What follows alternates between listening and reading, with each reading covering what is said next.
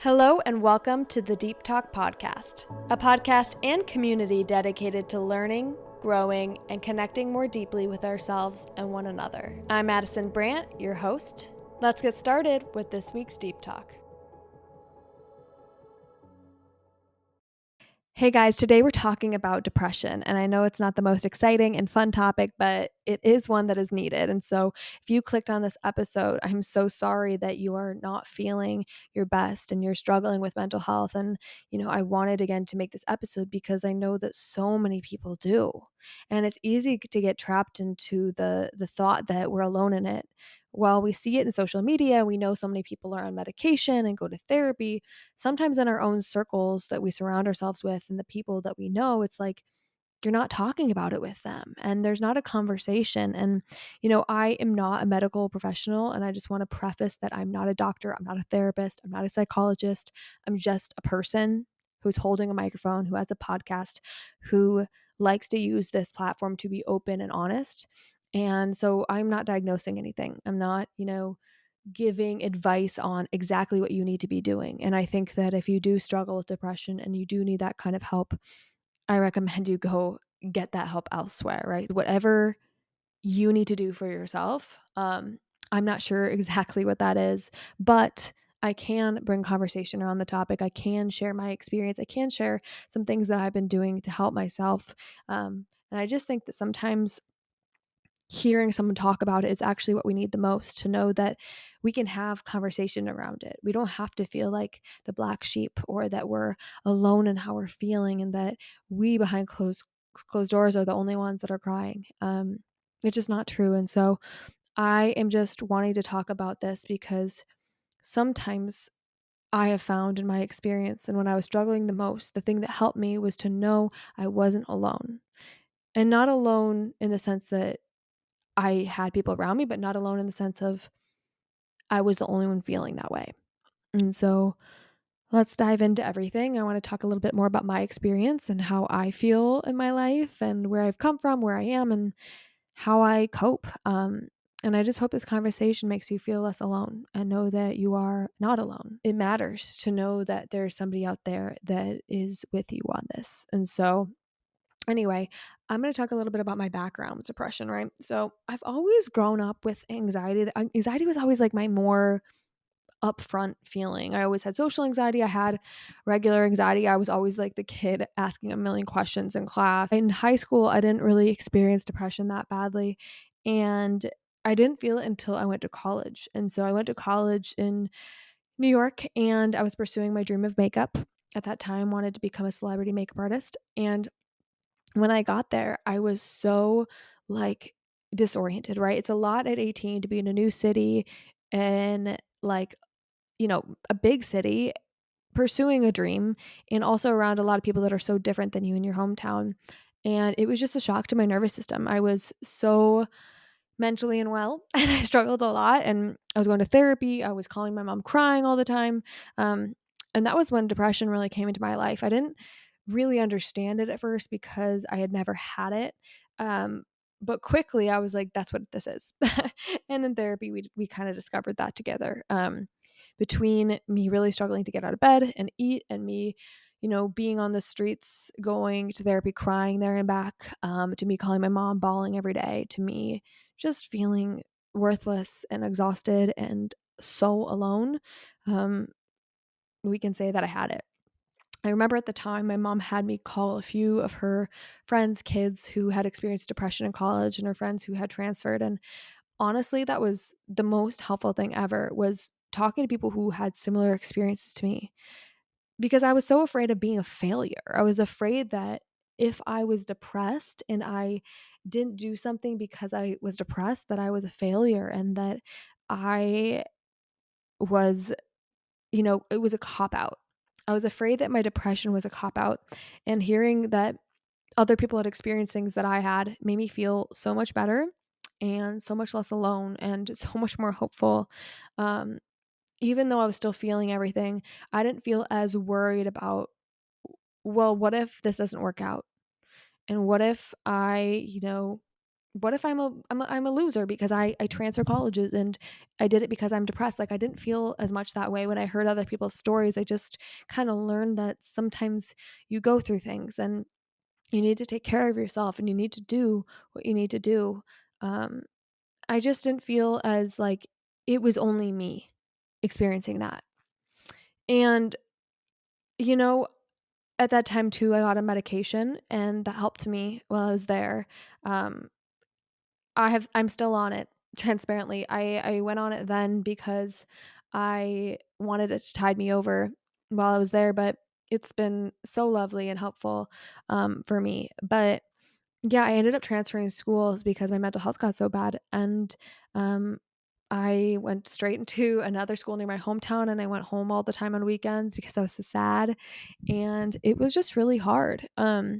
At that time, I was going to therapy in New York, and I had a therapist in high school, but I started going to a new therapist at that time, and that started to really help me, just having a regular person, um, to talk to about these emotions I was feeling, and to know that I wasn't alone, and that, um, it wasn't just me in the world feeling it, and to know that there was someone that was gonna listen to it and hold space for me to be that way, and to know that if I went to them and I was sad, that it was okay, um, because it's something that other people experience, and that's what they were trained on, to help people that just were just me, and that they had the skills to support me and be there with me while I was feeling that way, and, um, I learned so many coping skills, and I think one of the main skills I learned was how to be open about it, because I had to talk about it so much in therapy. I had to learn to not be so ashamed and to bring a voice to these feelings I was feeling, and, that's honestly when I started doing this podcast.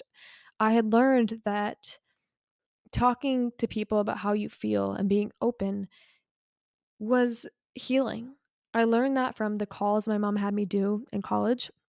And I learned that in therapy when I opened up my heart and had someone give me love and compassion.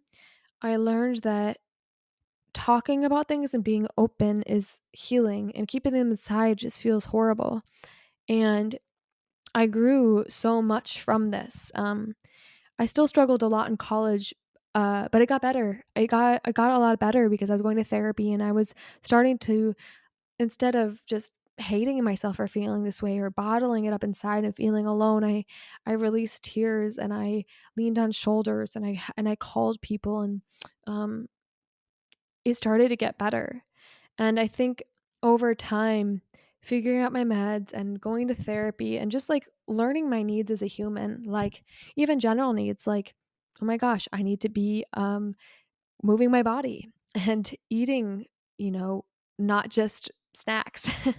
And I learned that I was anemic, and I started taking iron, which helped with my energy levels. And there were just different little things that kind of built together. And I learned more about who I am and what I liked and what I didn't like, and what boundaries I needed to set, and the kinds of people that were good for me and not. And I think that so many people feel depression when they're younger because they don't know who they are and they don't know what they need. And I can promise you that if you're younger and you're listening to this, that like as you learn who you are, you get less depressed and you experience depression differently. You do.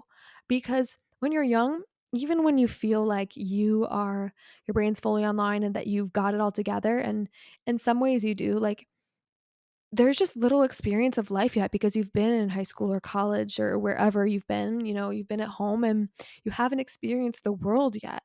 And so you don't know exactly the exact kind of friends you need or your emotional needs or how to cope. And I think from just life and therapy and experience, you learn those things. And as you learn those things, you learn who matters and what matters. You start to feel happier and you start to feel less pressure because you're doing less of the stuff that makes you feel bad and more of the good. And I think that there's a lot more things that we do that maybe don't feel good when we're younger because we don't understand them. We don't know why certain people feel bad to hang out with, but we keep hanging out with them because they're around, right? Whereas when you get older, you hang out with people that make you happier and that helps you be less depressed. Or when you're younger, you follow the path your parents set. And when you're older, you say, fuck it, I'm going to go my own way, right? We distance from toxic relationships. We create healthier habits. We know ourselves more. We know what we need. And that helps so much. And so if you are younger experiencing this, I also want to say this, that like as you get older, things change so much. And they've changed so much for me. I remember in the beginning, I was like, is there going to ever be a time when this feels different? Am I ever going to feel better? I didn't really think that I would. Um, and you know what's so interesting is that now, I mean, I still experience it a little bit and we'll talk about that, but like I'm looking back at those days and I'm like, oh my goodness, I was so resilient for going through depression and just moving through it. It was so hard. Today, I would say I'm generally good. Like, I'm not like in the throes of depression like I used to. I'm not even like depressed every day. I'm not even just every day. I would say generally like I'm good and I'm actually happy. But I do have like some moments and sometimes I dip lower. I would notice I'm in a state where it gets really cold during the winter. And I notice that right now, as it's doing that, I'm starting to feel my mood change, right? Like I would say the weather really impacts me and I'm starting to feel a little bit less motivated and, you know, less excited and tired. Um, I'd say that more often than just like horribly depressed like I used to, like in the past, like seasonal depression now would have been like a good day then. um, I don't have these like crash outs the way that I used to. I do have like moments of being like less motivated and like less wanting to get out of bed. Um, I would say once a year, maybe I have like a pretty low dip, but like now my dips are just like, ugh, I'm feeling kind of lazy or not excited or like unmotivated. And it still is a form of depression. It still feels like that low that I used to feel, just it doesn't feel as much. And I also am not as scared of it. And I'm just like, oh, I know what to do and I know how to cope with this. I will say that the times where I do dip low, I notice it just that amplified. Like I just have a really hard time working out. I am sleeping longer. I'm just extremely not motivated, like really sad, crying a lot, just not feeling good. Sometimes even feeling kind of numb. Um, but I would say that those times are not super often. Um, and yeah, I think that when you have depression, right, it's unwise that I have learned that I think that I'm never going to be ever having it again and that I'm not going to be a person who's not depressed. What I've learned about depression is that it starts off being something that's really scary and that you don't know what to do with and that you are just trying to get rid of. And as you grow with it, you realize that it's actually something you have to befriend. And the more that you do, the more that you realize that it's okay to be a person who has depression. I think we go and search so much of trying to get rid of it. And I think as you grow with it and learn how to take care of yourself and learn coping mechanisms and go to therapy, you learn that it's okay to be a person who has depression because no longer am I scared of it. I know how to be with it and it's okay if it's there. I'm no longer scared of it because I know how to be with it. And I think that's like all emotions. I think that once you learn that it's okay to be who you are and it's okay to have the feelings you feel and you accept them, we think that by accepting them, we are keeping them, but it's actually how we release them. Because I spent so much of my life trying to get rid of depression that I actually ran away from it. And the more I've run toward it and been like, what do you need? And how can I love you? And how can I, give you attention, whatever is inside of me that's screaming, I find myself, I find that that releases it. And so at this point now where I'm sitting is like, I know depression. I know what it feels like. I know it. And I shake its hand and I say, hi, I see you. Let me be with you and walk with you as I walk you kind of out the door.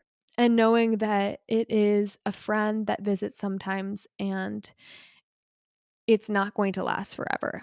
I think I spent so much time trying to get rid of my depression that I didn't realize that that was actually what was keeping it around. And the thing is some people only are depressed sometimes, or they are seasonally depressed, or situationally depressed, and some people have it for their lives or for long periods, and we don't know what that's going to be. But I think we have to learn to accept that whatever it is, we're going to meet it and we're going to be there for it, and we're also not going to, let it stay too long, and not in a way where we're trying to remove it and get rid of it, but we're just supporting it as it, releases. Anyway, I wrote down some thoughts I had about depression, and one thing I always think about is that the people I like the most are depressed and struggle with mental health. And it's not because I want them to be struggling, it's just that the people that do, I find to be some of the most creative, liberated, unique, deep, introspective, connective people I've ever met. On one side, mental health is difficult and it's hard and it's gut wrenching. But on the other side are the gifts that come from being a person who feels like that. We can't notice the negative without noticing the positive. The people that struggle the most have the most wisdom to share. They connect the most to other people who are going through the same things. They're so creative, they're so unique, and they never make me feel alone. I think that that's why, even on the hardest days when your mental health feels hard, you have to also realize that when you have more struggles, you have more learnings and wisdom to share. You connect deeper. And on the hardest days when it feels like it's not worth much because of its difficulty, it's understanding that there are benefits and you live with them every day too. I know it's hard. It's really, really, really, really hard to feel depressed. I don't like, I'm going to be honest, I don't like feeling it. I've been feeling it lately and it's been hard. I've been taking extra vitamin D. I've been trying to get out for walks. I've been trying to call friends and it's still lingering over me like a dark cloud. Um, and I also know that in this, like, I can sit in it because I know that it is just a visitor. Depression always comes for a little bit to let us know something, but then it leaves. It's like a messenger. It comes in to let us know something we need to feel, something we need to realize, that maybe we aren't going after our dreams. Maybe we haven't been taking action on the thing we need to. Maybe we are stuck. And it comes to let us know something. And I think that when we can lean in and let it be there and learn from it, it walks away and leaves the room once it has kind of, spoken the message it needs to. It's a messenger in the body. And so, just like any other feeling, it is an experience. I know it's mental health disorder, right? I have it, but it is still full of so many feelings. And it is an experience that I think is speaking to us. The times when I'm really depressed, even if it's not something that I can fully control, like the weather, I'm seasonally depressed, it's telling me I need to get some more sunlight on my face. I need to take vitamin D. I need to go on walks and get any form of sunlight. It's telling me that. It's telling me my needs. When I'm feeling really depressed and I'm like not feeling good in my job or creatively, I'm like, oh, I need to creatively express. I need to find purpose again. I think depression oftentimes is the opposite of purpose. I think depression oftentimes is a messenger of emotion and things in our life that are not what we want, that we need to meet. And I think it's really hard. I don't like it. I do not like it. And I still call my mom and I'm like, I don't like this. And this is really hard. And sometimes it's just nice to tell somebody that. But I do more often now try to listen to it uh, because it usually has something to say. Even my anxiety, I was feeling so anxious today, and I was like, I know this is about something, but I couldn't figure out what it was. And then later I was like, oh, it's about this. And sometimes it just wants to tell you something, right? And so I'm trying to think about like how I handle it because I want to share that, right? And I think besides therapy and medication, which work for me and they don't have to work for you, um, I think I'm one learning how to accept it like I shared and allowing it, not like sinking into it and letting it take me down a deep, dark hole, but not being mean to it or pushing it and being like, you shouldn't be here. I try to greet it more warmly. And I think you can when you experience it a lot because it feels like an old friend. You're like, oh, this has happened a lot. I know what to do. I know who you are. Right. Um, and I feel it. I usually like feel like I'm feeling it. And then one day wake up and I'm like, oh, wait, this has been depression. Like I didn't kind of realize I was. I've just been feeling low. And then you're like, oh, that's what it is. And then you're like, oh, I should probably, go on a walk or something. Um, and then I would say once I kind of am feeling into it a bit and recognize, I try to cope with it the best I can. And for you, that might be a million things, right? That could be more of that therapeutic world of things. And it also might be calling a safe friend or going on a walk and trying to do one movement thing. It could be taking a hot shower. It could be taking a creative, fun class. It could be reading a book. It could be pulling out coping mechanisms you've learned from therapy or from life.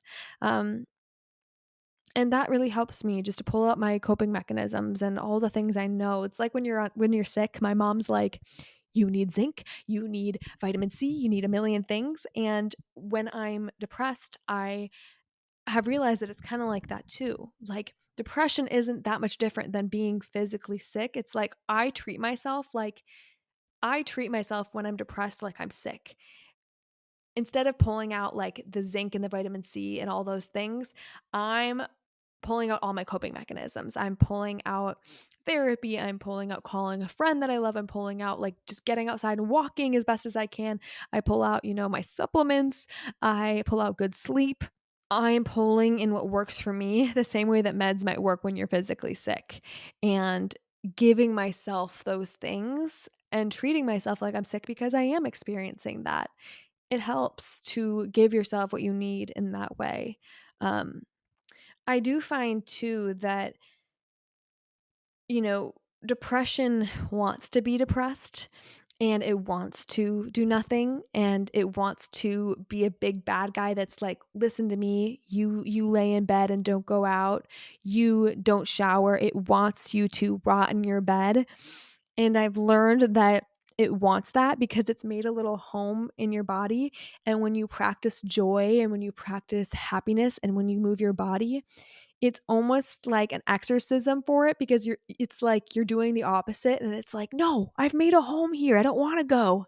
And like, you don't have to exile it, and you don't have to, you can still pay attention to it and go, hi, I hear you, depression, but let's say hi to movement a little bit more, let's say hi to joy a little bit more. And doing that kind of opposite action feels bad to depression because depression wants to be depressed. But the more you say yes to joy and the other things, joy will want to be joy, and movement will want to be movement, and happiness will want to be happiness. And depression will feel less mad at you because you didn't push it away. You just started saying yes to your other emotions. Depression's gonna feel mad because it feels like, wait, you don't want to just sit in me and you don't want to just like feel me only. And it's like, no, I see you and I give you attention, but I also have to give these other emotions attention because they also matter. And so that shift kind of helps us move into a better place. And depression kind of learns that, okay, I see you. I have my place. I come in as a messenger, but then it's okay for me to go because I've said what I need to. I think sometimes the thing I need that's the last step after all the coping mechanisms I've done and everything I've done is like the mental decision to come out of it. I know that that sounds like that annoying aunt that says, just don't be depressed. And that's not what I mean. But I've learned with myself, at the least with myself, that I can do all the things and they do help. But the last thing I need is my buy in. When my brain says, just give it one more shot, get up tomorrow, one more try, come on, let's go, let's not give up. I think my body sometimes is like, we've done this so many times, I just want to sit in it, and I have to go, no, one more time, we're getting in the ring one more time. And my buy-in re-energizes me, and it gives me that jolt again, and is oftentimes the last missing piece. I just had to do that the other week and I felt energized again. Now the weather is getting a little bit bad, but I'm on it. I'm on it. Like, I think that too, like jumping on it in the beginning, as soon as you're noticing it, I'm getting to the saunas, I'm getting sun lamps on my face, I'm taking my vitamin D, like, you know? Um, so yeah, it's, it's a hard thing, but I think that the more that you experience it and don't run from it and aren't mad about it, like you kind of learn how to move with it. And it might go away tomorrow and it might never, but I think that as long as we're not afraid of it, we learn to accept it and move with it, we don't have to be. we don't have to be afraid of it because we know how to be with it. And just like the other emotions that we might think are more positive, like this has its role too. It has its importance too. And I think that is good to know, because it still needs its attention. It's still trying to say something. And I hear you. And you're not the only emotion I get to pay attention to. I get to pay attention to joy. I get to pay attention to passion. I get to pay attention to, all the other things too. So, if you're feeling extra depressed right now, I just am giving you so much love. I hope this let you know you're not alone, because you're not. It's just part of who I am. It's part of who I am. It's sometimes like a silent battle that I feel like I face, and my friends know and my family knows, but that doesn't take away from the fact that it's something that I'm experiencing every single day, even if it's just like on a very, very low level, feeling that.